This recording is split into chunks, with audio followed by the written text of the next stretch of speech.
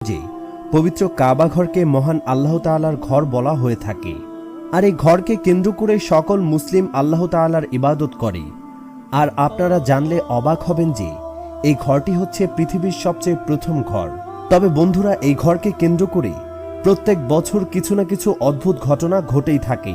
কিন্তু আজকে আমি আপনাদের এমন একটি ঘটনা শোনাবো যে ঘটনাটি শুনে আপনি হতভম্ব হয়ে যাবেন এবং বলবেন, এটা কি করে সম্ভব? হ্যাঁ বন্ধুরা, কাবা ঘরের উপর থেকে কোনো বিমান অথবা কোনো পাখি উড়ে যেতে পারে না। এর আসল রহস্যটা কি? বিজ্ঞান কি বলে এই রহস্যকে কেন্দ্র করে? কিছুদিন আগে হঠাৎ যখন একটি প্লেন কাবা শরীফের ওপর দিয়ে উড়াল দিতে চাইল, তখনই সেই প্লেনের সাথে এমন কিছু হয়েছিল যা জানলে আপনার চোখ ছানা বড়া হয়ে যাবে। তবে কি হয়েছিল সেই প্লেনের সাথে, আর কেনই বা এই বিমান দুর্ঘটনার কথা মানুষের মুখে মুখে? তাই বিস্তারিত জানতে ভিডিওটি না টেনে